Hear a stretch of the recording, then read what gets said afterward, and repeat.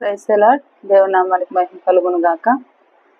ఈ శుక్రవార దినాన దేవుని సన్నిధానంలో మనందరం కూడా ప్రార్థన పూర్వకంగా సిద్ధపరచబడి ఉన్నాం. ఎక్కువ అంశాల నిమిత్తం మనం ప్రార్థన చేస్తూ ఉన్నాం. దేవుని కృప మేరకు మనందరం కూడా పోరేంలో కూడా అనేకమైన ప్రార్థన అంశాలను ఎత్తుపట్టుకుంటూ దేవుడి సన్నిధానంలో ప్రార్థన చేస్తూ ఉన్నాం. మనందరికీ ప్రార్థనలో ఉన్న శక్తి, ప్రార్థనలో ఉన్న ప్రభావం మనందరికి తెలిసిందే కదా. చాలా అద్భుతమైన కార్యాలు ఇప్పటి వరకు కూడా దేవుడు మన జీవితాలలో జరిగించుకుంటూ వస్తూ ఉన్నాడు. అందును బట్టి దేవుని నామానికి మహిమ కలుగును గాక. హల్లెలూయా. ప్రార్థన చేస్తే ప్రార్థనకి ఖచ్చితంగా జవాబు వస్తుంది అని నమ్మే వాళ్ళు ఎంతమంది ఉన్నారు? మన జీవితంలో దేవుణ్ణి ఎరిగిన దినం దగ్గర నుంచి ఎన్నో సార్లు మనం ప్రార్థన చేస్తా వస్తూ ఉన్నాం. ఎన్నో సార్లు ఉపవాస ప్రార్థన చేస్తా ఉన్నాం. పరిస్థితులను బట్టి దేవుని సన్నిధానంలో మందిరములో పరిచర్య చేస్తూ ప్రార్థన చేస్తా ఉన్నాం. ఈ ప్రార్థనలో ఉన్న శక్తిని మనందరం కూడా ఏదో ఒక సందర్భంలో ఎక్కువగా అనుభవించే ఉంటాం. ఎవరో ఏదో చెబితే ఒక ఎత్తు, అదే ప్రార్థన మనం చేసి మనం పొందుకుంటే ఆ అనుభవం మరొకలాగా ఉంటది. హల్లెలూయా. సాక్ష్యాల ద్వారా వినడం ఒక ఎత్తు అయితే, మన జీవితంలో మనం ప్రార్థన చేసి పొందుకున్న కార్యాలు మన జీవితానికి ఎప్పుడు కూడా ఒక మంచి నడవడికలోనికి, ఒక గొప్ప విశ్వాసనీతిలోనికి మనందరిని కూడా నడిపిస్తా వస్తా ఉంది. హల్లెలూయా. ఈరోజు దేవుని సన్నిధానంలో ఇంకా మన ప్రార్థన జీవితాన్ని బలపరుచుకోవడానికి, దేవుని సన్నిధానంలో ఎలాంటి ప్రార్థన మనం చెయ్యాలి అనే విషయాలు ఇంకా నేర్చుకోవడానికి ప్రయత్నం చేద్దాం. హల్లెలూయా. దేవుని యొక్క సన్నిధానంలో చరిత్రలోనికి కొద్దిగా మనం వెళ్తే, జార్జ్ ముల్లర్ అనే మిషనరీ జీవితాన్ని ఈరోజు మనందరం కూడా ధ్యానం చేసుకుందాం. ఆయన ప్రార్థన జీవితం ఎంతో విలువైనదిగా మనకు కనిపిస్తా ఉంది. ఆయన ప్రార్థన చేస్తే అంట జవాబు రాని ప్రార్థన లేదంట. హల్లెలూయా. దేవుని సన్నిధానంలో ఆయన ప్రార్థన చేశాడు అని అంటే ఆ ప్రార్థనకి ఖచ్చితంగా జవాబుని తెచ్చుకునేటట్లుగా ప్రార్థన చేస్తాడంట మిషనరీ అయిన జార్జ్ ముల్లర్ గారు. హల్లెలూయా. ఈ జార్జ్ ముల్లర్ గారి గురించి కొద్ది నిమిషాలు మనందరం కూడా ధ్యానం చేసుకుందాం. మనందరము కూడా దేవుని సన్నిధానంలో పుట్టుకతోనే బతుపరులు ఎవరు అయిపోలా, పరిశుద్ధులము ఎవరు అయిపోలేదు కదా. మన చిన్ననాటి దినాలన్నీ కూడా జ్ఞాపకం చేసుకుంటా ఉంటే ఏదో ఒక సందర్భంలో దేవునికి అయిష్టమైన పనులు చేస్తూనే మనం పెరుగుతూ వచ్చాం. దేవుడు మనల్ని పట్టుకున్నాడు, దేవుడు మనల్ని ముట్టాడు, దేవుడు మనల్ని ఏర్పాటు చేసుకున్నాడు. ఈనాటి దినాన దేవుడు మనలందరినీ కూడా ఆయన విలువైన రక్తం చేత పరిశుద్ధపరిచి మనలందరినీ కూడా పరిశుద్ధులుగా చేసి ఉన్నాడు. ఈ జార్జ్ ముల్లర్ గారు కూడా ఆయన యొక్క బాల్య జీవితాన్ని మనందరం కూడా గమనిస్తే, ఆయన బాల్య జీవితం అంతా ఏం బాగాలేదు. ఆయన ఎక్కువగా అబద్ధాలు చెప్తూ ఉండేవాడంట, దొంగతనం చేస్తూ ఉండేవాడంట, బాగా తాగేవాడంట, బాగా జోదగాడంట. హల్లెలూయా. తన తల్లి మరణం తర్వాత భయం చెప్పేవారు లేక తన కుటుంబంలో ఎన్నో పరిస్థితుల గుండా చెడిపోయి చెడుదారులు వెళుతూ ఉండేవాడంట జార్జ్ ముల్లర్ గారు. అతని జీవితాన్ని మనం చూస్తూ ఉంటే, ఇతనైనా దేవుని చేతిలో బలమైన ప్రార్థన చేసి ప్రతి ప్రార్థనకి జవాబు పొందుకుందేనంటే, పాపంలో ఉన్నప్పుడు, పాపంలో మిళితమై ఉన్నప్పుడు, పాపంలో బ్రతుకుతున్నప్పుడు మన ప్రార్థనకి విలువ లేదండి. మన బ్రతుకు అంతకంటే విలువ లేదు. తండ్రి యొక్క మాటలకి, లేకపోతే ఎవరైనా మన పిల్లలు తప్పు చేస్తూ ఉంటే కుటుంబంలో సహజంగా తల్లిదండ్రులు లేని వాళ్ళు ఏం చేస్తూ ఉంటారండి? తిడతా ఉంటారు, సరి అయిన దారిలో పెట్టడానికి ప్రయత్నం చేస్తూ ఉంటారు. అలాంటి సందర్భంలోనే పెరిగి ఉన్నాడు జార్జ్ ముల్లర్ గారు. ఆయన తండ్రి గారు మంచి గవర్నమెంట్ ఉద్యోగి. ఆయన సంపాదన చేస్తూ ఉంటే ఆయనకు తెలియకుండా రహస్యంగా వెళ్ళి ఆ ధనాన్ని తీసుకొని ఖర్చు చేస్తూ ఉండేవాడంట. అంటే సరి అయిన క్రమంలో లేడు, సరి అయిన భక్తి జీవితంలో లేడు. ఒకానొక సందర్భాన ఆయన జీవితంలో దేవుడు ఒక మలుపుని తీసుకొని వచ్చాడు, ఒక మార్పుని తీసుకొని వచ్చాడు. ఎలా జరిగింది? మన జీవితాల్లో కూడా ఒక్కొక్కసారి ఏం జరుగుతూ ఉంటది? దారి తప్పి తిరిగిపోతున్న మనం, లేకపోతే ఒక్కసారిగా మన భక్తి జీవితంలో అట్టడుగు స్థితిలోనికి వెళ్ళిపోతున్న సందర్భంలో ఏదో ఒక ప్రార్థన, ఏదో ఒక పాట, ఎవరో ఒక సాక్ష్యం మనల్ని ఎలా ప్రభావితం చేస్తుందో ఈ జార్జ్ ముల్లర్ గారి జీవితంలో కూడా ఒక ప్రార్థన కూడిక అంత ప్రభావితం చేసిందంట. హల్లెలూయా. సహజంగా మార్పు లేని వారు మన ఇళ్లలో ఉంటున్నప్పుడు ప్రార్థనకి రా అంటే వస్తారా అండి? మందిరానికి రండి అంటే రారు. చాలా గోల్ చేస్తా ఉంటారు. బలవంతంగా మనం తీసుకొని వచ్చి కొద్ది నిమిషాలు ఉండమ్మా, కొద్ది నిమిషాలు ఉండు దేవుని సన్నిధానంలో అని చెప్పేసి బలవంతంగా తీసుకొని వస్తా ఉంటారు. నేను అనుకుంటా ఉన్నాను, సహజంగా అలాగే వచ్చి బలవంతంగా కూర్చున్నాడేమో ఒక ప్రార్థన కూడికలో. ఆ రోజు ప్రార్థన ఇలాగే కుటుంబ ప్రార్థన జరుగుతా ఉందంట. అందరూ కూడా ప్రార్థనలో ఉండి ప్రార్థన చేస్తా ఉన్నారు. అయితే ఆ ప్రార్థనలో దేవుని ఆత్మ ఈ జార్జ్ ముల్లర్ ని పట్టుకోవడం ప్రారంభించింది. అతని హృదయంలో ఏదో మార్పు జరుగుతా ఉంది. అతని హృదయం దేవుని గురించి తెలుసుకోవాలని ఆశ కలుగుతా ఉందంట.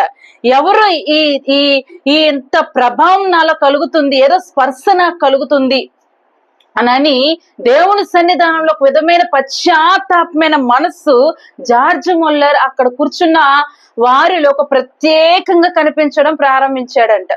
హల్లెలూయా. అతని జీవితానికి ఒక పెనుమార్పు ఎప్పుడు వచ్చిందంటే ఆ రోజు ఆరాధనలో. హల్లెలూయా.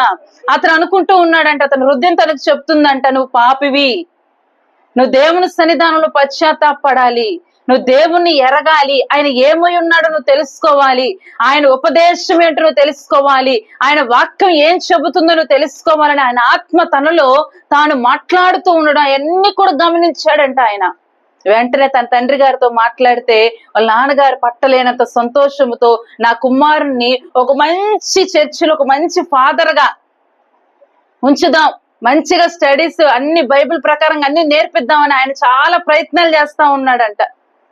చేస్తా ఉంటే ఒక సహోదరుతో కలిసి ఆ వ్యక్తి ఆ విషయాలన్నీ కూడా చూసుకోవడానికి వెళతా ఉంటే ఒక చిన్న ఆరాధనలో మరలా పాలు పొందులు పొందుకున్నప్పుడు జార్జ్ ముల్లర్ గారు ఆ ఆరాధనలో అతని యొక్క దర్శనాన్ని, అతను ఏం చేయాలి అన్న దర్శనాన్ని దేవుడు జార్జ్ ముల్లర్ గారికి దేవుడు అనుగ్రహించాడు. వెంటనే ఒక వ్యక్తి ఆ ప్రార్థనలో నిలువు మోకాలు వేసి, వినండి, నిలువు మోకాలు వేసి చేతులు పైకెత్తి ఒక సహోదరుడు ప్రార్థన చేయడం చూశాడంట జార్జ్ ముల్లర్ గారు. చూస్తా ఉంటే అప్పుడు ఆయన హృదయంలో అనిపించిందంట, ఈ విధంగా నేను ప్రార్థన చేయాలంటే నాలో నేను ఇప్పుడు వరకు కొనసాగించిన పాపం ఉండకూడదు, నేను ఇప్పుడు వరకు మోసం చేసిన మోసతనం, ఆ మోసం చేసే తత్వం నాలో ఉండకూడదు, ఎవరు నన్ను చూడట్లేదులే అని చేసిన దొంగతనం ఉందే అది నాలో ఉండకూడదు,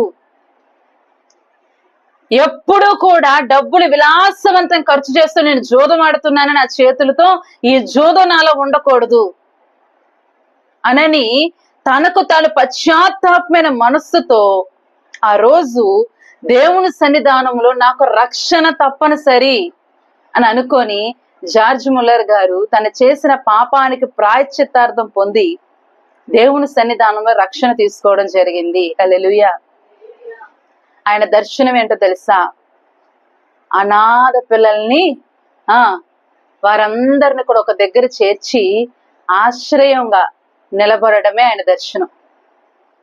తల్లిదండ్రులు లేని అనాథ పిల్లలందరికీ కూడా ఆయన ఆశ్రమాన్ని పెట్టడానికి, ఆయన హృదయాన్ని సిద్ధపరచుకొని దేవుని ప్రేమను వారు కనపరచడానికి దేవుని సన్నిధానంలో ఒక ప్రత్యేకమైన అభిషేకాన్ని పొందుకున్నాడు జార్జ్ ముల్లర్ గారు.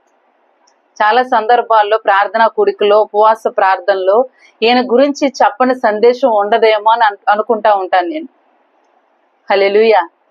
ఆయన ఎంత ప్రార్థన పరుడంటే, ఆయన విశ్వాసం ఎట్లా ఉంటదంటే, ఒకరోజు ఆశ్రమంలో సాయంత్రం 7 గంటలకి పిల్లలందరికీ కూడా భోజనం పెట్టాలి కదా, 7 గంటలకు భోజనం పెట్టాలి. 6:30 దగ్గర నుంచి అక్కడ వంట చేసే ఆయన వచ్చి, అయ్యా మరి ఏమీ లేవు, ఇంతవరకు ఏ వంట నేను ప్రారంభించలేదు, ఏ సరుకులు లేవు ఇంట్లో, అసలు ఇక్కడ ఆశ్రమంలో ఏమి వండడానికి ఏమీ లేవయ్యా, మరి పిల్లలు ఆకలి అంటారు, ఏం చేయాలి అని కంగారు పడిపోతా ఉంటే, ఏం కాదు నేను చెప్తాను, కరెక్ట్ గా 7 గంటలకల్లా భోజనపు బల్ల దగ్గరికి, డైనింగ్ టేబుల్ దగ్గరికి పిల్లలందరినీ కూర్చోబెట్టు, వాళ్ళ ప్లేట్లు పెట్టు, వాళ్ళ గ్లాసులు పెట్టు, చక్కగా వాళ్ళు హ్యాండ్ వాష్ చేసుకుని అక్కడ కూర్చునేటట్లుగా 7 గంటలకల్లా వాళ్ళందరూ కూడా భోజన బల్ల దగ్గర ఉండాలి అని అన్నాడంట. చూస్తే అక్కడ వంట ఏమి లేదు, వంట చేయడానికి ఏమీ లేవు. ఆయన విశ్వాసం ఎలా ఉందో తెలుసా? ఈ విషయాన్ని చెప్పి ప్రార్థనా గదిలోనికి వెళ్ళిపోయాడంట. ప్రార్థనా గదిలోనికి వెళ్ళి ఇంకా ప్రార్థన చేయడం ప్రారంభించాడు. హల్లెలూయా. ప్రార్థన చేస్తా ఉన్నాడు. కరెక్ట్ గా 7 గంటలకి పిల్లలందరూ కూడా భోజన బల్ల దగ్గర కూర్చున్నారు. పిల్లలు సహజంగా ఏం చేస్తా ఉంటారండి? అప్పుడు వరకు స్ట్రిక్ట్ గా ఉన్నవారు భోజన బల్ల దగ్గర రాగానే చక్కగా అరుచుకుంటూ, గెంతులు వేసుకుంటూ, ఆకలేస్తుందని చెప్పుకుంటూ, ఈ రోజు నాకేముండారో, ఈ రోజు నేనేం తినబోతున్నానా అని ఇంట్రెస్ట్ తో వస్తా ఉంటారు భోజన బల్ల దగ్గరికి. అందరూ కూడా ఆ పిల్లలందరూ కూడా చకచకా వచ్చేసి వాళ్ళు ప్లేట్లు పెట్టేసుకున్నారు, గ్లాసులు పెట్టేసుకుని రెడీగా ఉంటున్నారు. వంట ఆయనకు చూస్తుంటే మైండ్ పోతుంది, అసలు ఈయన ఏం చేస్తున్నాడు, ఈయనకు అర్థమవుతుందా లేదా, వీళ్ళందరినీ కూర్చోమని చెప్పి ఉన్నాడు. కానీ కూర్చున్న తర్వాత వాళ్ళకి పెట్టడానికి ఆహారం లేకపోతే ఎలా అని చెప్పేసి భయపడిపోతా ఉన్నాడు. దేవుడు చేసిన కార్యం ఏంటో తెలుసా? మనకైతే నిజంగా ఇలా జరిగిద్దా అని అనిపించేటట్లుగా కరెక్ట్ గా పిల్లలందరూ భోజన పళ్ళ దగ్గర కూర్చున్న వెంటనే డోర్ శబ్దం వినపడిందంట. హల్లెలూయా. వెంటనే ఆ వంట మనిషి వెళ్ళి డోర్ తీయగానే ఒక ఆయన పెద్ద లారీ నిండా భోజనం వంట పదార్థాలన్నీ కూడా వేసుకొని వచ్చి లారీ ఇంటి ఆ ఆశ్రమం ముందు ఆపి అంటున్నాడంట, ఈ రోజు మేము పెద్ద సభ పెట్టుకుని ఉన్నాం. ఆ సభ కరెక్ట్ గా జరిగే టయానికి మేము ఎవరినైతే గెస్ట్ స్పీకర్ గా ఆహ్వానించామో ఆ గెస్ట్ స్పీకర్ మరణించాడు. అందుకని సభ అంతా కూడా మేము ఆపివేయాల్సి వచ్చింది. దాని కొరకు మేము సిద్ధపరిచిన ఆహారాన్ని అంతటిని కూడా ఈ ఆశ్రమానికి తీసుకుని రావాలని మేము ఎంతగానో ప్రేమతో ఇవన్నీ తీసుకుని ఇక్కడికి వచ్చి ఉన్నాం అని చెప్పాడంట. హల్లెలూయా, హల్లెలూయా. వెంటనే ఆ పిల్లలందరికీ కూడా ఆహారాన్ని అంతటిని కూడా సిద్ధపరుస్తున్న సమయంలో కరెక్ట్ గా అదే ఆశ్రమం దగ్గర ఒక పెద్ద పాల వ్యాను టైర్ పంచర్ అయిపోయి ఆగిపోయిందంట. వెంటనే ఆ డ్రైవర్ ఓనర్ గారికి ఫోన్ చేసి, ఇదిగో నేను ఇట్లా టైర్ పంచర్ అయిపోయింది, చాలా పాలు ఉండిపోయినాయి, నేను రావడానికి ఇక్కడ ఎక్కడా కూడా ఈ సరి చేసే వాళ్ళు, టైర్ పంచర్ వేసే వాళ్ళు కూడా ఎవ్వరు లేరు అని చెప్పేసి ఆయన చెబుతా ఉంటే, అక్కడ కరెక్ట్ గా నువ్వు ఏ ప్లేస్ లో ఎక్కడ ఉన్నావు నువ్వు చెప్పు అని ఓనర్ గారు చెప్తే, ఇలా పలానా ఆశ్రమం దగ్గర నేను ఉన్నానని. కానీ వెంటనే ఆ ఓనర్ గారు అన్నారంట, ఇక్కడ మన బండిలో ఉన్న పాలన్నీ కూడా ఆశ్రమానికి పంపించే అని అన్నారంట. హల్లెలూయా. కనీసం ఆ రోజు ఇచ్చిన పాల ప్యాకెట్లు కనీసం 15 రోజుల వరకు పిల్లలకి సరిపడినాయి అంటండి. ఆమేన్. దేవుడు ఎంత అద్భుతకరుడో కదా. ప్రార్థన మన పరిస్థితిని మార్చేస్తుంది అనేది ఒక మాట కాదండి, ఒక పదం కాదు, అది శక్తివంతమైన ప్రభావమైన వాక్కు. హల్లెలూయా. నమ్మిన ఎడల నువ్వు తప్పనిసరిగా ఏం చూస్తావు? కార్యాన్ని చూస్తామని ప్రభు అంటూ ఉన్నాడు కదా. ఏదైనా మన జీవితాలలో తరచుగా మన ప్రార్థనలు చేస్తా ఉన్నాం. కొన్ని ప్రార్థనలకు ఇంకా మనకి జవాబు రాలేదు, కొన్ని ప్రార్థనలు ఇంకా కొనసాగింప చేస్తూనే ఉన్నాం, కొన్ని ప్రార్థనలు మర్చిపోయాం, కొన్ని ప్రార్థనలు ఇవి జరగవులే అని వదిలివేసాం. ఇలాంటి సందర్భాల్లో మన ఆధ్యాత్మిక జీవితం ఎలా ఉందని పరిశీలన చేసుకుంటే, అసలు మన ప్రార్థన వైఖరి ఎలా ఉందో పరిశీలన చేసుకుంటే, ఈరోజు జార్జ్ ముల్లర్ గారు మనందరికి కూడా ఆదర్శంగా నిలబడ్డాడు. హల్లెలూయా. ఆయన చేసిన ప్రార్థన, ఆయన చేసిన మోకాళ్ళ ప్రార్థన, ఆయన చేసిన కన్నీటి ప్రార్థన వెంటనే అంత అద్భుతమైన కార్యాన్ని జరిగించడం ఏంటండి? 30 మందితో ఆరంభించిన ఆశ్రమానికి దేవుడు 1,20,000 మందిని చదివించడానికి, 117 పాఠశాలలు కట్టించడానికి దేవుడు మరి ఒక దీన వ్యక్తిని వాడుకున్నాడు అని అంటే ప్రార్థన ఎంత ప్రభావితమైనదో మనందరం కూడా అర్థం చేసుకోవాలి. హల్లెలూయా, హల్లెలూయా. ఏదో ఒక సందర్భంలో మన ప్రార్థన కొద్దిగా ఆలస్యం అయిపోతే ఏమైపోద్ది? మన విశ్వాసం అట్టడుగు స్థితిలోనికి వెళ్ళిపోతా ఉంటుంది. హల్లెలూయా. ఈయన ప్రార్థన జీవితం ఏంటో తెలుసా? ప్రార్థన చేసిన ప్రతీది పొందుకోవటమే ఆయన ప్రార్థనా జీవితంలో ఆయన అనుభవించిన వైనం. ఆయనకు 5 స్నేహితులు ఉన్నారంట. ఆ స్నేహితులు మార్పు కోసం దివారాత్రులు ప్రార్థన చేసేవాడంట. ఒక స్నేహితుడు మారడానికి 1 సంవత్సరం, రెండో స్నేహితుడు మారడానికి 3 సంవత్సరాలు పట్టిందంట. హల్లెలూయా. అలాగా కొన్ని సంవత్సరాల ప్రార్థన ఫలితం ఆయన ఏంటి అనుకున్నాడంటే, నేను ప్రార్థన చేస్తున్నాను ప్రభా, ఆ కార్యాన్ని చూడాలి, ఆ మార్పు అతనిలో జరగాలి, ఆ ప్రభావము వాళ్ళు అనుభవించాలి, ఆ అద్భుతం అక్కడ జరగాలని అల్లయ్యక ప్రార్థన చేసేవాడంటండి. సమస్యలక ప్రార్థన చేసేవాడంట, మర్చిపోక ప్రార్థన చేసేవాడంట. ఆమేన్. హల్లెలూయా. మనం ఒక ప్రార్థన అంశాన్ని 10 సార్లు చేయాలంటే ఎప్పుడు ఇదే ప్రార్థన అంశమా అని అనిపిస్తూ ఉంటది కొన్నిసార్లు. హల్లెలూయా. ఎప్పుడైనా ప్రార్థన అంశాన్ని మనం ప్రార్థన చేసేటప్పుడు అంటే ఎలా చేయాలంట? నమ్మకముతో, విశ్వాసముతో ప్రార్థన చేయాలంట. ఒక రోగి దగ్గరికి ఎలా ప్రార్థన చేయాలి? విశ్వాసముతో వెళ్ళి ప్రార్థన చేయాలి. ఆమేన్. ఒక వ్యక్తికి సువార్త చెప్పడానికి వెళుతున్నప్పుడు నువ్వు ఎలా ప్రార్థన చేయాలి? ఒక వ్యక్తి మార్పు కొరకు నువ్వు ఎలా ప్రార్థన చేయాలి? ఒక రోగి స్వస్థత కొరకు నువ్వు ఎలా ప్రార్థన చేయాలి?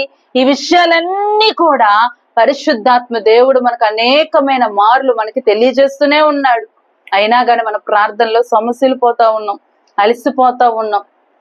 అనేక పర్యాయాలు దేవుని సన్నిధానంలో ప్రార్థించవలసిన మన నోరు మూగబోతా ఉంది. హల్లెలూయా.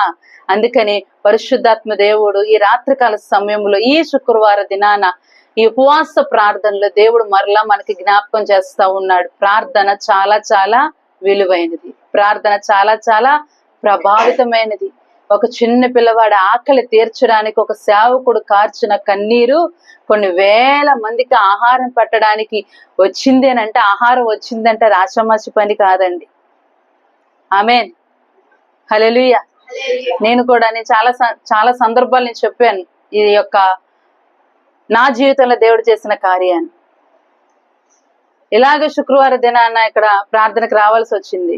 పాస్టర్ గారు నేను బయలుదేరి మధ్యలో ఒక పని మీద ఆగిపోయిన తర్వాత పాస్టర్ గారికి ఫోన్ వచ్చింది వేరే చర్చి దగ్గర నుంచి, ఒకసారి రండి మా చర్చిలో వాక్యం చెప్పడానికని. పాస్టర్ గారు నన్ను అక్కడ వదిలేసి, అమ్మ నువ్వు జాగ్రత్తగా వెళ్ళిపో, ప్రార్థన జరిగించు, నేను కూడికి వెళ్ళి అక్కడ వాక్య పరిచర్య చేసి నేను వస్తాను, వెళ్ళేటప్పుడు కలిసి వెళ్దాం అని అన్నారు పాస్టర్ గారు. ఆయన హడావుల్లో ఆయన వెళ్ళిపోయారు. అమ్మ ఛార్జీకి ఉన్నాయని పాస్టర్ గారు అడగల, నేను నా దగ్గర ఛార్జీకి లేవంటే నేను అడగల. తీరా ఆయన వెళ్ళిపోయిన తర్వాత చూస్తే బ్యాగ్ లో చూస్తే ఎక్కడ కూడా ఒక చిల్లర రూపాయి కూడా కనిపించలా. మొత్తం అసలు బ్యాగ్ అంతా కూడా ఖాళీగా ఉంది. చాలా దూరంలో ఉన్నా నేను మందిరానికి రావడానికి. ఏంటి ప్రభువా ఇంత పరీక్ష వచ్చింది, ఎలా ఈ పరీక్ష నేను ఎదుర్కోవాలి అని చెప్పేసి నడుస్తా ఉన్నా. నాకు అసలే భయం. సాయంకాలం చీకటి పడిపోతా ఉంది, ఇదే సమయం చీకటి పడిపోతా ఉంది. నడుస్తా ఉన్నా. మనుషులను చూస్తుంటే ఆ రోజు వేసినంత భయం ఇంకే రోజు వేయలేదు నాకు. ఎవరు చూసినా భయం వేస్తా ఉంది. ఒక అడుగు వేస్తా ఉంటే భయం టెన్షన్ తో వేస్తా ఉన్నాను. అలాగే వెళ్తా ఉంటే నా మనసు అనిపిస్తా ఉంది ఎన్ని ప్రశ్నలు వేసిందో. ఇప్పుడు రావచ్చా ఎవరైనా తెలిసిన వాళ్ళు, ఎవరైనా అమ్మ బాగున్నామని అడిగేవాళ్ళు ఇప్పుడు ఎవరైనా వస్తే బాగుండు, ఎవరైనా వాహనం మీద వెళ్లే వాళ్ళని పలకరించి నన్ను ఎక్కించుకొని తీసుకుని వెళ్తే బాగుండు కదా. ఎంత ఆందోళన వచ్చిందంటే నా హృదయంలో, చాలా చెప్పలేనంత ఆందోళన, టెన్షన్, ఎన్నో ప్రశ్నలు హృదయంలో కలుగుతున్నాయి. అప్పుడు ఒక వాగ్దానం నాకు గుర్తొచ్చింది. ఏం వాగ్దానం? నిన్ను కాపాడువాడు కునుకడు నిద్రపోడు, సదాకాలం నిన్ను తోడుగా ఉంటానని వాగ్దానం చేసావు గారు ప్రభువా. మరి ఈ టైంలో నేను ఒక్కదాన్నే వెళ్తా ఉన్నాను, కనీసం ఎవరినైనా పంపించాలి కదా. నా మనసు నీకు తెలుసు, నా మనస్తత్వం నీకు తెలుసు, నా ఆందోళన నీకు తెలుసు. చీకటి వేళల్లో ఒక్కదాన్ని నేను ఎంత దూరం ఎలా నడిచి వెళ్ళాలి? సరిగ్గా నాకు అడ్రస్ కూడా తెలియదు కదా. ఇప్పుడు నిన్న అడ్రస్ ని గమనించుకోవాలంటే చాలా కష్టం కదా అని అనుకో ఎన్నో ప్రశ్నలు హృదయంలో వేస్తా ఉన్న దేవుణ్ణి అడుగుతాను. ఒక్కొక్క అడుగుకి ఒక 10 ప్రశ్నలు అడుగుతున్నానేమో దేవుణ్ణి. హల్లెలూయా. ఎవరు రావట్లే, తెలిసిన వాళ్ళు ఎవరు కనిపించట్లే దారిలో, ఎవరు అసలు పలకరించే వాళ్ళు కూడా అందరు కొత్త మొహాలు కనిపిస్తా ఉన్నాయి. చాలా దూరం నడిచేస్తున్నా. నా హృదయం నాతో చెబుతుంది, ఇంక నీ కాలు పనిచేయవు. ఇప్పటికే నువ్వు చాలా దూరం నడిచేసావు, ఇంక నీ కాలు పనిచేయవు, రేపు ఉబ్బిపోతాయి, రేపు అసలు నువ్వు నడవలేవు, అసలు నీ కాలు దేనికి పనికిరావు అని నా హృదయం నాతో చెప్తా ఉంది. అమ్మో ఇంకా కాలు పనికిరావు గారు, ఇంతసేపు నేను నడుస్తున్నాను, వెళ్ళి మళ్ళీ ప్రార్థన జరిగించాలి, నా కాలు పనికిరావు, ఇంకా అయిపోయింది, నా పని అయిపోయింది, అసలు దేవుడు నన్ను చూస్తున్నాడా లేదా, నన్ను వదిలేసి ఉంటాడు ఈ సమయంలో అని అనుకోని నా హృదయం చాలా వేదన పడతా ఉంది. చాలా దూరం నడిచిన తర్వాత అంటే నేనే అనుకుంటున్నా, నాకు కాళ్ళు నొప్పులు వచ్చేస్తే, ఇంకా నా కాళ్ళు పడిపోతే, నా కాళ్ళు ఏదో అయిపోతే, చాలా దూరం నడిచేస్తున్నా, నన్ను నేనే ఏమనుకుంటున్నా, ఏదో శ్రమ నేను అనుభవించేస్తున్నానని ఫీల్ అయిపోతున్నా అనమాట.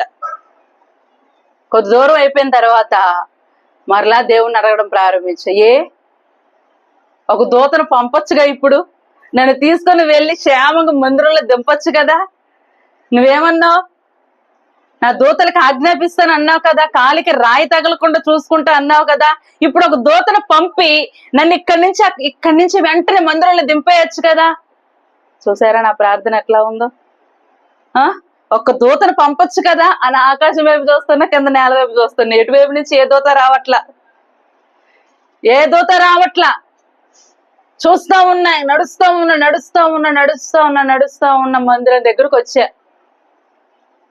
మందిరంలో అందరూ కూర్చొని ఉన్నారు. వెంటనే నేను వెళ్ళి అట్లా అడ్డం పడిపోయి లోపలికి రాల, మందిరం లోపలికి అట్లా కాలు చాపేసేసి, ఇంకా నా శరీరం అంతా కూడా చెమట్లతో నిండిపోయి ఉంది. నా కంటి నిండా ఆగకుండా కన్నీరు ప్రవాహం వల్లే మారిపోతా ఉంది. అసలు మొత్తం కన్నీళ్లతో నిండిపోయింది అనమాట నా ఒక్క ముఖం కూడా. అప్పుడు నేను దేవుని అడుగుతున్నా, యేసయ్యా, ఒక్క దూతను పంపించుంటే నాకు ఈ కష్టంగా అనిపించదు కదా అని ఊరికి అట్లా కళ్ళు మూసుకున్నానండి. పరిశుద్ధాత్మ దేవుడు నాతో మాట్లాడుతూ ఉన్నాడు, పిచ్చిదానా, నువ్వు నడిచావు అనుకుంటున్నావా, నువ్వు అసలు నడవలేదు, నేను ఎత్తుకొని తీసుకొని వచ్చానని దేవుడు నాతో మాట్లాడుతున్నాడు. అప్పుడు నువ్వు వెంటనే లేచి, చాలా దూరం నడిచొస్తే మనకి నొప్పులు వస్తాయి కదండి, నొప్పులు వస్తాయి, అసలు వేళ్ళు అంతా కూడా నొప్పులు వస్తూ ఉంటాయి, కొంచెం స్వెల్లింగ్ వస్తూ ఉంటది. వెంటనే లేచి ఆ స్వరం వినబడిన తర్వాత నా కాళ్ళని చూసుకున్నా, చాలా తేలికగా మామూలుగా నార్మల్ గా ఉన్నాయి. అంటే నా ఊహ ఏమనుకుంటున్నానంటే, నా శరీరం నాకేం చెప్తుందంటే, నువ్వు అయిపోయావు, ఇంక నీ పని అయిపోయింది, హల్లెలూయా, ఇంక నీ పని అయిపోయింది, ఇంక నీ కాలు దేనికి పనికిరావు, చాలా కిలోమీటర్స్ ఇప్పటికే నడిచొచ్చేసావు అని నా శరీరం చెప్తుంది. కానీ దేవుడు నాతో ఏం చెప్తున్నాడు, అసలు నువ్వు నడవలేదు, నేను నిన్ను నడిపించానని దేవుడు మాట్లాడుతూ ఉన్నాడు. ఆ రోజు ఒక అద్భుతం మనం అనుకుంటాం, మన కంటికి కనిపించేలాగా ఆకాశం నుండి ఒక దూత వచ్చి మనల్ని ఎత్తుకొని తీసుకొని వస్తే అది అద్భుతం. ఆమేన్. దేవుని దూతలు ఎప్పుడు కూడా మన చుట్టూనే ఉంటారండి. ఆయన కృప ఎప్పుడు మనల్ని ఆవరించే ఉంటది. మన ప్రతి కదలిక ఆయనకు తెలుసు, మన ప్రతి పరిస్థితి ఆయనకు తెలుసు. ఆ రోజు నేను పొందిన అనుభవం వర్ణనాతీతం. దేవుడు నాతో మాట్లాడిన మాటను పట్టుకొని మందిరంలోకి వచ్చి మోకరించి కన్నీళ్లతో ఏడుస్తా ఉంటే, కన్నీళ్లతో ఆయనకు కృతజ్ఞతాస్తుతులు చెల్లిస్తా ఉంటే, ఎంత నా హృదయం అంతా కూడా దేవుని చేసిన కార్యానికి కృతజ్ఞతతో నిండిపోయిందో. మన జీవితంలో కూడా దేవుడు చేసేంత వరకు కార్యం మనం ఉండం. మన శరీరం ఏ చెబుతుందో దానికి బాగా కృంగిపోతా ఉంటాం. ఇదిగో ఈ సమస్య నిన్ను చంపేయడానికి వచ్చింది, నేను లొంగ తీసుకోవడానికి వచ్చింది, నీ యొక్క విశ్వాసాన్ని పడగొట్టడానికి వచ్చింది. ఆ విశ్వాసాన్ని జయించగలిగిన దేవుని వాక్కు మన హృదయానికి వెళ్లకుండా మన శరీరం మనల్ని ఏం చేస్తుందండి, బలహీనపరుస్తూ ఉంటది. నువ్వు చేయలేవు, ఇంక నీ పని అయిపోయింది అని ఎప్పుడే మీ మనసు మీతో చెప్పడం విన్నారా? అలాంటప్పుడు దేవుని వాక్యం మీకు ఎప్పుడైనా గుర్తొచ్చిందా? హల్లెలూయా. ప్రార్థనలో సఫలత పొందుకోలేకపోవడానికి మన మనస్సు, మన శరీరం చేసిన అడ్డంకులను బట్టి చాలా సందర్భాల్లో కృంగిపోయి ఉన్నామేమో. ఈ రాత్రి దేవుడు మనతో మాట్లాడుతూ ఉన్నాడు. నీ శరీర తలంపులను బట్టి నువ్వు విశ్వాసంలో ముందుకు వెళ్ళద్దు. నీ ఆత్మని నడిపిస్తున్న కొలదిని విశ్వాసంలో ముందుకు వెళ్తే, బలా నమ్మకమైన మంచి దాసుడా, దాసురాలా అనే పిలుపు పొందుకునేంత వరకు కూడా నీ విశ్వాసాన్ని కాపాడుకున్నట్లయితే, దేవుడు బైబిల్ గ్రంథంలో చేసిన ప్రతి వాగ్దానం నెరవేర్పు మనం కల్లారా చూడగలుగుతాం. హల్లెలూయా, హల్లెలూయా. ప్రార్థన అంటే ఆషామాషి కాదండి. ఒక ప్రార్థన చేసి ముగింపు చేస్తున్నామంటే అది ఎక్కడో వదిలేసి వెళ్ళిపోయినట్లుగా కాదు. ఆ ప్రార్థన తప్పనిసరిగా దేవుడు వింటాడు. హల్లెలూయా. రక్షింపనేరకున్నట్లు యెహోవా హస్తము కొరచుగా లేదు, విననేరకున్నట్లు ఆయన చెవులు మందగిల్లలేదండి. ఆయన మన ప్రతి ప్రార్థన వింటున్నాడు. హల్లెలూయా, హల్లెలూయా. ఆ రోజు ఆయన నా జీవితంలో దేవుడు చేసిన కార్యం, ఎంత గొప్ప కార్యం అంటే, అన్ని కిలోమీటర్లు నడిచి వచ్చిన నా కాలికి రాయి తగలకుండా దేవుడు చూస్తున్నాడంటే ఆయన మనల్ని ఎలా ప్రేమిస్తున్నాడు. కంటికి రెప్పవలే మళ్ళీ కాయుచున్న దేవుడు ఆయన. ఆమేన్, హల్లెలూయా. ఎవరు విడిచినా, ఎవరు మనల్ని వదిలివేసినా దేవుని సన్నిధానంలో మన ప్రార్థనకు ఒక విలువ ఉంది. ఆ ప్రార్థనను బట్టి మనము మన జీవితంలో ఎన్నో కార్యాలు చూడగలం, చేయగలం, అనుభవించగలం. హల్లెలూయా. నా శరీరం మాట నన్ను కృంగుదలకి తీసుకుని వెళ్ళింది. ఆ మాటని నమ్మిన ఎడల నేనేమైపోతానండి? ఏమైపోతాను చెప్పండి? అలసట్లకు వెళ్ళిపోతా, కృషించిపోతా, దేవుని విశ్వాసంలో దిగజారిపోతాను. కానీ దేవుని మాట నేను ఎప్పుడైతే వినడం ప్రారంభించాను, ఆ పరిశుద్ధాత్మని మాట నా హృదయంలో ఏం జరిగింది? కార్యం చేసుకుంటూ వచ్చి ఉన్నది. మన జీవితంలో కూడా జార్జ్ ముల్లర్ గారి వల్లే మనము కూడా మన ప్రార్థనా జీవితాన్ని దృఢంగా కాపాడుకుందాం. ఆయన జీవితంలో ఆయన పాపపు ఒప్పుకోలు ప్రార్థన ఒక అద్భుతమైన ప్రార్థనా పరుడుగా ఆయన నిలబెట్టినట్లే మన జీవితంలో ఒకవేళ ఎన్నో సంవత్సరాల తరబడి చేస్తున్న ప్రార్థనలకి ఇంకా మనకి జవాబు రావట్లేదంటే మన హృదయంలో పాపం ఉందేమో ఒకసారి పరిశీలన చేసుకుందాం. పాపపు ఒప్పుకోలు ప్రార్థన తర్వాతే ఆ ప్రార్థనకి బలం ఉంటదండి. హల్లెలూయా. మన హృదయంలో పాపం ఉంచుకొని దేవుని దగ్గరికి ఎలా కనబడాలని ప్రయత్నం చేస్తున్నావు? మన హృదయంలో పాపం ఉంచుకొని దేవుని దగ్గరికి వచ్చి ప్రభువా నా ప్రార్థన ఎందుకు వినట్లేదు అని గట్టిగా అడిగే అధికారం కూడా మనకి లేదు. హల్లెలూయా. ఎప్పుడైతే మనము పాపమును విడిచిపెట్టి పరిశుద్ధముగా ఉండి ప్రార్థన చేస్తామో, అది నువ్వు ఎక్కడ ప్రార్థన చేస్తావు, ఎలా ప్రార్థన చేస్తావు, ఎన్ని గంటలు ప్రార్థన చేస్తావు దేవుడు చూడడు. పరిశుద్ధితో కలిగి ఉన్న ప్రార్థనకి దేవుడు వెనువెంటనే జవాబును అనుగ్రహిస్తాడు. రెండవది, ప్రార్థన ఇంకా ఆలస్యం అయిపోవడానికి గల కారణం ఏంటో తెలుసా? అసమాధానం. మన హృదయంలో ఎవరి గురించి అయినా మనము సమాధాన పడకుండా అసమాధానంతో ఉన్నామనుకోండి, మన ప్రార్థన ఫలించదు. హల్లెలూయా, హల్లెలూయా. ఎవరి గురించైనా ఆయాసపడుతున్నట్లయితే, ఎవరి గురించైనా నువ్వు అసూయ పడుతున్నట్లయితే, ఎవరి గురించైనా నువ్వు చెడుగా మాట్లాడుతున్న ఎడల, ఎవరి గురించైనా నువ్వు కీడు తలపెట్టిన ఎడల, నీ ప్రార్థనకి ఎప్పటికీ ఎన్నటికీ కూడా సఫలత చేకూర్చబడదు. ఆమేన్, హల్లెలూయా. నీతిమంతుల ప్రార్థన దేవుని సన్నిధికి చేర్చబడుతుంది. హల్లెలూయా. ధూపార్తి వల్ల దేవుని మందిరానికి, దేవుని మందసం దగ్గరికి వెళ్తా ఉంటది. హల్లెలూయా. మనందరము కూడా అనాలోచనగా దేవుని దగ్గరికి వచ్చి ప్రభువా ప్రభువా అని పిలిచి ప్రతి వాడు కూడా దేవుని యొక్క రాజ్యానికి హక్కుదారుడు కాడండి. ఆయన చిత్తానుసారంగా నడిచిన వారే దేవుని రాజ్యంలో స్థానాన్ని సంపాదించుకుంటాడు. ఈ రాత్రికాల సమయంలో పరిశుద్ధాత్మ దేవుడు మనతో మాట్లాడును గాక. హల్లెలూయా. మన తప్పు ఏంటో మనం తెలిసి దేవుని దగ్గర దాని గురించి మన ప్రక్షాళన చేసుకున్న పెదప పరిశుద్ధాత్మ దేవుడు మనల్ని తాకి మన ప్రార్థన జీవితాన్ని మునుపెన్నడు లేని విధంగా, మునుపెన్నడు చేయని విధముగా, మునుపెన్నడు దేవుని సన్నిధానములో ఆ విధమైన ప్రార్థన చేయని విధముగా మన భక్తి జీవితాన్ని దేవుడు ముందుకు నడిపించుకుంటూ తీసుకుని వెళ్తాడు. హల్లెలూయా. మొదట్లో 10 నిమిషాలు చేస్తే ప్రార్థన అమ్మో చాలా గంటలు చేసేసాను ప్రార్థన అనిపిస్తా ఉంటది. ఎప్పుడైతే నువ్వు నలుగుతావో ప్రార్థనలో, ఎప్పుడైతే నువ్వు ప్రార్థనలో పెనుగులాడుతావో, ఎన్ని గంటలు చేసినా ఆ ప్రార్థన అబ్బా ఎంత ఎంత చక్కగా ఉంటదో. హల్లెలూయా. అలసట అనిపించదు. దేవునితో మాట్లాడడానికి మనం వెళుతూ ఉన్నప్పుడు ఎన్ని కార్యాలు మన జీవితంలో మనం సంపాదించుకుంటాము. మనుషులతో మాట్లాడడానికి గంటల సమయాన్ని ఇచ్చిస్తాం. కానీ దేవుని దగ్గరకు వచ్చేటప్పుడు కల్లి 1 నిమిషం అయిపోగానే టైం చూస్తాం. 10 నిమిషాలు అవగానే ఏంటి ఇంకా అవ్వలేదంటాం. గంట అవగానే అమ్మో చాలా ఆలస్యం అయిపోయిందని అనుకుంటాం. దేవుని దగ్గరికి వచ్చేటప్పుడు కల్లి మనం ఏమైపోతామండి? బేరసారాల దగ్గరికి వచ్చేస్తాం, బేరసారాలు ఆడేస్తాం దేవునితో. హల్లెలూయా. మనం ఎక్కడైనా మన ప్రార్థన జీవితాన్ని బలపరుచుకుందుము గాక. హల్లెలూయా. జార్జ్ ముల్లర్ గారి వల్లే దేవుని సన్నిధానంలో ఎటువంటి ప్రార్థన, ఎలా ప్రార్థన చేయాలి, మన జీవితంలో వాటన్నిటిని కూడా అలవర్చుకొని దేవుని సన్నిధానంలో ఆ విధమైన ప్రార్థన చేస్తూ మనందరము కూడా ప్రార్థనా యోధులుగా పిలవబడుదుముగాక. నీ దగ్గరకు వచ్చిన ఏ ప్రార్థన అంశమైనా, ఎవరైనా నీ దగ్గరకు వచ్చి ప్రార్థన చెయ్యండమ్మా అని ఎవరి గురించైనా నీ దగ్గరకు వచ్చినప్పుడు వెంటనే నువ్వేం చేస్తావు? సరేనమ్మా ప్రార్థన చేస్తాను, లేదా పాస్టర్ గారికి చెప్తాను అని చెప్పేసి వదిలేస్తావు దాన్ని. అవునా? ఇలాంటి సందర్భాలు ఎప్పుడైనా జరిగినాయా?